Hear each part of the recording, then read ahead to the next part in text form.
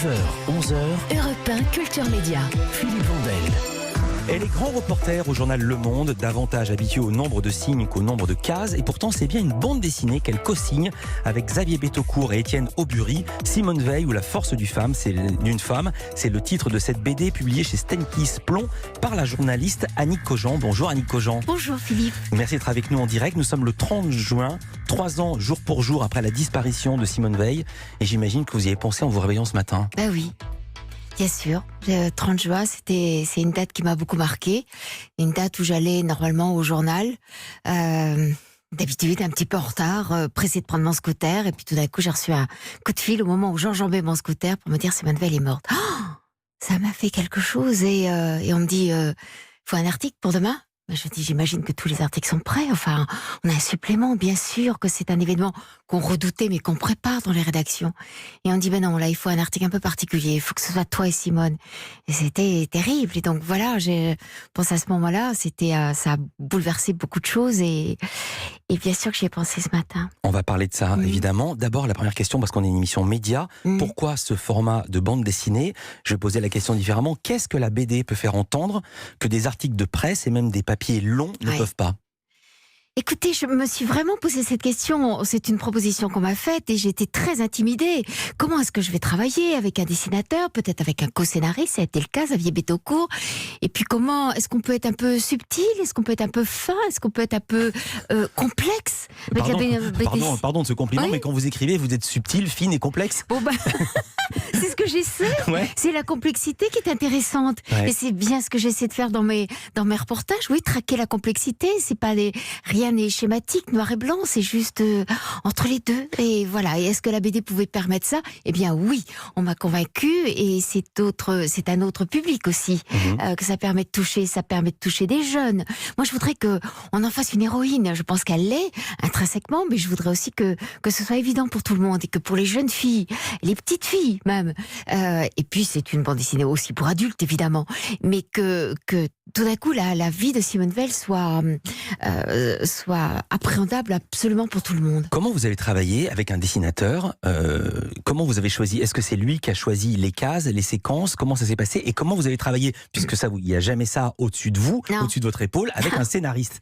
Oui, c'est très étrange. Eh bien, j'avais de longues conversations. C'est très vite devenu un complice. On se connaissait pas au départ. On s'était lus mutuellement, je pense. Et on s'est parlé. Il me demandait de raconter Simone Veil, raconter ce qui s'était passé. C'est vrai que j'avais une petite idée de comment on pourrait le faire. Encore qu'au départ, je ne pensais pas apparaître dans la BD. Il a vraiment fallu qu'on me pousse un peu pour que tout d'un coup je devienne un petit personnage qui était moyennement agréable au départ. Puis après, je me suis prise au jeu. Et donc, c'était des longues conversations avec le co-scénariste. On s'est dit, voilà, comment est-ce qu'on pourrait découper le livre ? Quelles sont les différentes séquences ? Évidemment, c'est pas du tout chronologique, c'est plutôt ma chronologie à moi. Et en fait, comment est-ce qu'on pourrait résumer ? C'est une sorte de making-of d'un article, finalement. Ouais. Voilà. On m'apprend qu'il y a la mort de Simone Veil. Je remonte chez moi, du coup, je vais plus au journal. Et j'ai 15 heures pour faire un article et pour repenser à tous les souvenirs. Et là, voilà. Le rédacteur chef du Monde vous demande un papier pour raconter vos différentes rencontres. Il vous dit quelque chose de perso, Simone et toi, écrit à la première personne. Et là, vous lui répondez, parce qu'il y a votre personnage, Annick Cogent, qui est dessiné. Ouais. C'est hyper délicat, j'oserais pas. Non, on fait pas ça au Monde. Non. Ça fait la journaliste qui se met en avant. C'est prétentieux. Oui, je trouve ça terriblement gênant. Vous avez quand même accepté. Oui, parce que j'avais pas le choix. Et puis 2, c'est vrai que ça peut être intéressant, mais il faut le faire effectivement très subtilement, parce que sans ça, c'est pas moi et Simone. C'est quelques rencontres qui me permettent de mieux connaître Simone Veil. Et vous pensez tout de suite à votre maman ? Ah bah oui. Oui, j'avais pas. Comment dire ? Il y a plusieurs choses qui m'ont rapproché de Simone Veil, mais je crois que j'ai eu plusieurs rencontres, plusieurs interviews, plusieurs fois à faire son portrait. Mais c'est une fois où je faisais une longue série d'articles pour Le Monde, une série d'été qui s'appelait Chers parents, où j'allais voir des gens très connus, Gorbatchev, des gens très très différents, pour me parler, pour les faire parler de leurs parents. Et je lui avais demandé, elle avait tout de suite accepté. Et puis très vite, elle m'a dit, mais c'est de ma mère dont je vais parler. Et on avait eu cette longue conversation dans laquelle elle avait plongé dans son passé, m'avait dit des choses extraordinaires sur sa maman. Et je m'étais dit, elle avait un lien avec la sienne comme j'avais, je crois, avec la mienne. Et j'avais, en sortant d'ailleurs de l'interview, j'avais tout de suite appelé maman pour lui dire, je viens de passer 2 heures avec Simone Veil, c'était bouleversant. Et là, j'ai eu l'impression de la mieux connaître. Donc c'est vrai que, y compris quand j'ai appris d'ailleurs que Simone Veil était malade. J'avais appelé ma mère aussi pour lui dire, maman, tu te rends compte, c'est incroyable. Et elle me dit, oh non. Donc il y a beaucoup de choses. C'était un lien très personnel, mais cette bande dessinée, c'est un peu effectivement au souvenir de ma mère. Et vous parlez aussi de vous racontez vos rencontres. Il n'y en a pas eu tant que Ouais. ça, mais quand même, c'était une relation assez étroite. La première, Oui. c'était en 79. Vous êtes étudiante à Sciences Po. C'est pas vraiment une rencontre. C'est la première fois que vous la voyez à la sortie Ouais. du Conseil des ministres. Et vous dites être impressionné, presque submergé par Oui, elle. elle avait un charisme, une force, et puis ce regard, toujours ce regard. On a beaucoup parlé de ses yeux verts opales, Ouais. mais c'était Votre papier très commence comme ça frappant. d'ailleurs. Votre papier dans Le Monde commence sur les yeux. Ouais, oui, les yeux, et puis après il y avait son sourire qui n'était pas gai, qui n'était pas joyeux, qui était presque une concession à la vie, qui était près de comme un peu de nostalgie, mais il y avait cette beauté du visage. On ne pouvait pas ne pas être frappé par ça. Et puis ses yeux nous imposaient de ne pas mentir. J'ai l'impression qu'il y avait cette clarté qui faisait qu'on ne pouvait pas, on se devait d'être clair, d'être honnête, d'être sincère face à elle. On ne feignait pas, c'était pas possible. Votre première rencontre remonte à avril 93. Vous travaillez au Monde, vous devez faire un long portrait d'elle. Oui. Vous l'avez préparé ce portrait. Vous avez rencontré oui. plein de gens. On aurait Valéry pu faire un livre. Giscard d'Estaing, Chirac, Françoise Giroud, Jacques Oui. Delors, mais aussi son mari, Antoine Veil, qui vous dit Oui. ceci. Qui nous dit, c'est un peu plus tard qu'il m'a dit des choses plus précises sur elle, parce que ça c'était au moment, je ne sais pas ce à quoi vous faites allusion, mais si c'est au moment où on parle de la pandémonisation, c'est ça? Non, c'est c'était bien pas là. avant. Il dit, Ouais. j'avais pas envie que ma femme travaille. Ah Déjà on découvre Ça ça. c'est vrai, pardon. C'est complètement dingue. Ah oui. Non, J'ai pris bah, la il chronologie était- de la BD. Hein. Ah oui, vous avez raison. Pardon, j'ai oublié ça. Mais oui, bien sûr. Il n'avait pas voulu qu'elle travaille. Il aurait bien aimé, moi, comme beaucoup d'hommes de sa génération, qu'elle élève des enfants. Ils avaient une existence très bourgeoise. Ouais. Et donc, vraiment pas envie. Et surtout pas avocate. Parce qu'alors, avocate, c'était frayé avec les malfrats, éventuellement. Et c'était pas convenable. Ouais. Donc, ils ont transigé. Elle est devenue magistrat. Et c'est un mari qui a été, sinon discret, en tout cas effacé. Il a dit, vous lui faites dire, quand j'ai Ouais. vu qu'elle évolue en Formule 1, Ouais. j'ai jeté l'éponge, je ne voulais pas jouer les poulies d'or. Vous l'avez rencontré plein de fois, Simone Veil. Vous avez Ouais. raconté un dîner. On en parle juste après ça. Annie Cogent qui co-signe Simone Veil ou La force d'une femme. On en parle juste après cette courte pause. 9h, 11h, Europe 1 Culture Média. Philippe Vandel. En compagnie d'Annie Cogent, grand reporter au journal Le Monde et qui co-signe une bande dessinée, Simone Veil ou La force d'une femme. C'est publié, co-édité par Plon et Stenkiss. Et il y a des co-scénaristes. Il y a un co-scénariste, Xavier Betaucourt, et un dessinateur, Étienne Aubury. Vous racontez votre relation avec Simone Veil, les rencontres. C'est davantage des rencontres intellectuelles que des rencontres amicales. Mais quand même, elle vous reçoit à son ministère. Comment Oui. se passe la première rencontre? Si on suit la BD, ça se passe pas très bien. Au départ, elle est un petit peu froide. Ouais. En disant mais j'ai l'impression que vous me traquez. Et c'est vrai que je travaillais à ce moment-là ce long papier, parce qu'à ce moment-là on faisait très très long papier dans Le Monde, encore aujourd'hui, mais tout de même il n'y avait pas de photos, etc. Donc vraiment on remplissait, je vous assure, complètement les pages. Et pour préparer ce papier avec Agathe Lejar, nous avions rencontré une trentaine de personnes. Donc c'était très très long, c'était un mois de boulot où on avait effectivement rencontré tout le monde, son cabinet, etc., et y compris sa famille. Et donc on arrivait pleine de toutes nos connaissances. Elle disait, mais j'aurais pu me sentir traquée. Alors on s'est dit, oh waouh, on s'est regardé l'une l'autre avec Agathe, et puis elle nous a dit, mais j'apprécie qu'on fasse du bon boulot. Et donc voilà, elle savait qu'on arrivait quand même en ayant préparé le sujet, et elle appréciait le travail bien fait. Et puis on a très vite échangé sur différents sujets. Elle nous a rappelé tout son passé. C'est ça qui est intéressant dans la BD, c'est qu'on peut aussi rappeler, il n'y a pas eu que la loi sur l'avortement. Il fallait aussi parler et de l'enfance et du travail qu'elle avait fait au départ quand elle était dans l'administration pénitentiaire, l'administration civile. Elle a travaillé sur la loi sur le divorce, sur les adoptions, etc. Elle a travaillé sur vraiment beaucoup de choses, Simone Veil, et toujours avec cette obsession d'aider les femmes. Et vous le dites pas, par pudeur, et Oui. sa vie dans les camps. Parce qu'elle bien est partie sûr. avec sa sœur et sa Bien mère sûr. en camp de concentration. Sa maman est morte un mois avant la libération des camps par les Atroce. Britanniques. Et elle-même en est revenue Oui. avec ce tatouage sur le bras Oui. qui était ça me noue la gorge, Oui. qui était son numéro de matricule, qu'elle Bien s'est fait sûr. graver sur son épée d'académicienne. Un moment fondamental évidemment dans sa vie qui a tout basculé, qui était une vie au départ certainement destinée à être très heureuse, voire joyeuse, parce qu'une famille très unie avec ses frères et sœurs, son frère et ses sœurs, et puis ses parents très aimants, le père très dur sans doute, une maman absolument qui était la bonté incarnée, et cette expérience des camps va déterminer tout le reste de sa vie, même si elle est la preuve qu'on peut être résilient et qu'avec une force d'âme comme exceptionnelle comme elle avait, on peut construire une vie, en tout cas la continuer, et pleine de valeurs, pleine de force, avec effectivement ce devoir qu'elle se donnait de témoigner jusqu'au bout. Et je dois dire que c'est très, très, très émouvant. En ces temps où le négationnisme gagne du terrain, c'est qu'il y a les dessins.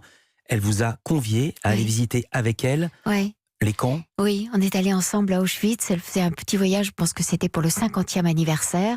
Il y avait à ce moment-là Elie Wiesel, il y avait Lech Walesa qui était le président de la Pologne. Et nous sommes allés dans un petit avion avec la famille Klarsfeld d'ailleurs. J'étais toute surprise d'être là, mais c'était effectivement un moment bouleversant. Elle m'a pris par le bras et en regardant à la fois le ciel qui était plombé, mais dans lequel ça faisait comme si elle remarquait qu'il n'y avait plus les fumées des crématoires. On est allé jusqu'à la Koya, dans laquelle elle était allongée avec sa mère et sa sœur, et elle m'a parlé de cette ambiance des camps et cette horreur des camps qui effectivement a marqué toute sa vie. Donc c'est des moments très très forts, très intenses qu'on a partagés. Et je reprends ma question du début. Voilà peut-être ce qu'apporte la BD qu'on n'a pas dans un papier, c'est que là on le visualise. Et là on visualise, c'est sur une page qu'il y a un code couleur. C'est-à-dire que quand je montre aux gens qui nous regardent sur Europe1.fr, quand c'est comme ça en violet, en bleu, c'est actuel. Et le passé est plus sombre, c'est la couleur, c'est glauque. Glauque, c'est une sorte de vert un peu dégoulinant comme ça.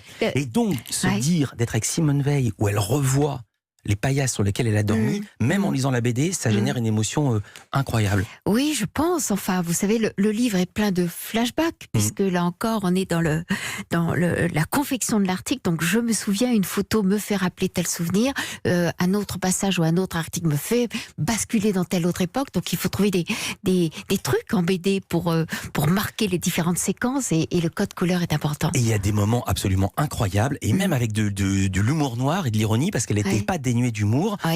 En tant que responsable politique, elle a souvent inauguré ou posé la première pierre. Ah, cette séquence, d'ailleurs, il y a un petit film qui le montre, où effectivement, elle va inaugurer la première pierre d'un hôpital, je crois, et alors, elle a une dextérité, une façon pour manier la truelle et la mettre dans le ciment et étaler le ciment très, très, très, très vite comme ça sur une pierre, et un préfet est à côté d'elle, elle lui dit, vous savez, ça a été mon métier, ça a été un de mes métiers.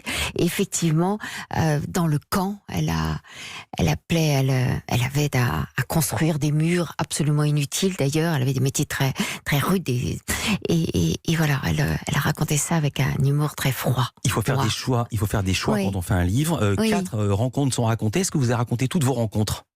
Est-ce que vous avez gardé des choses pour vous ? Non, écoutez, bien sûr qu'il a fallu faire des choix, mais je crois que l'essentiel des rencontres sont là. Après, il y a pu y avoir des échanges de coups de fil, etc. Mais l'idée, c'était pas de cacher, c'était d'expliquer un parcours, de montrer la cohérence d'une vie, la force d'âme, effectivement, qui l'animait, d'en faire un personnage. C'est même pas d'en faire un personnage, mais enfin, comme elle devient un personnage de BD, peut-être de le construire avec l'esprit qui l'animait, et montrer son importance. Et je pense que pour les jeunes générations, je pense qu'elle est fondamentale. J'espère, je sais qu'il y en a beaucoup, de lycées Simone Veil, d'écoles, de collèges Simone Veil, etc. Je voudrais qu'il y en ait beaucoup, parce que c'est un nom magnifique, et c'est un nom qui incarne tellement de valeurs. Et elle voulait qu'il y ait plus de femmes journalistes. Oui. Elle vous raconte, en 1930, elle n'était que 2%, aujourd'hui c'est 32%, il en faudrait davantage. Vous savez combien il y en a maintenant ?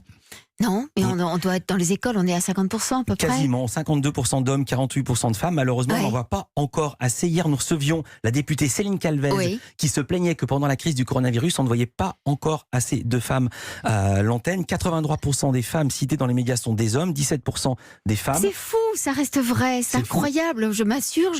Mais c'est vrai que nous, femmes, avons toujours une espèce de pudeur ou un doute sur notre légitimité. On vous invite parfois et vous n'y allez pas ? Oui. Alors, c'est pas en journaliste, quelquefois, c'est en tant qu'experte, supposée experte d'un sujet. Ben non, j'ose pas aller. Si je le connais pas très très bien, je refuse, effectivement. Je crois que c'est le propre des femmes. Petit rectificatif, 83% d'hommes, c'était en 93. Maintenant, je crois que c'est monté c'est descendu à 55%. Merci beaucoup d'avoir été avec nous. Juste un mot. En 2004, vous recevez un appel de Jean-Marc Oberts, qui était le patron de Stock, lui aussi disparu, un grand bonhomme de l'édition. Ah oui, vraiment. Il veut sortir un livre pour les 30 ans du discours de Simone Veil et sa loi pour l'avortement en 74. Mais il met une condition, que ce soit vous qui l'interrogiez là-dessus. C'est elle-même qui met cette condition. Oui, ça m'a beaucoup troublé. Attendez, ça vous a plus que troublé. Dans la BD, vous crachez votre café. Oui, Je voulais savoir si c'était vrai. Oui, enfin, je m'en suis étouffée. Je me dis, oh non, c'est pas possible. Je m'y attendais tellement pas que j'ai été sidérée. Et puis j'ai mis quelques minutes à là encore, presque oser dire oui, parce que je me disais, il y a sûrement des gens qui sont mieux, qui la connaissent mieux, etc. Est-ce que je suis légitime? C'est toujours cette éternelle question. Mais j'espère que oui. Vous avez pris goût à faire cette BD, prochain projet? J'ai adoré. Oh, j'ai pas de projet de BD, mais j'imagine plusieurs personnes, effectivement, qui seraient de formidables, y compris des femmes, d'ailleurs. Je sais pas, quelqu'un comme Gisèle Halimi, il se trouve que je suis en train d'écrire un livre avec elle. Je me dis là aussi, personnage, femme, à mettre en avant, héroïne pour les filles, puisque nous manquons tellement d'héroïnes, puisque l'histoire des femmes a été si peu racontée. Faisons-le. Gisèle Halimi qui avait défendu une jeune femme qui avait avorté et son combat a fait changer la loi et c'est tant mieux. Vraiment. Gisèle Halimi qu'on retrouve également dans cet album. Oui, Merci beaucoup d'avoir été avec nous, Annick Cogent. Je le rappelle, Simone Veil ou La force d'une femme, c'est chez Plon Stenki, c'est une bande dessinée. Merci d'avoir été avec nous en direct.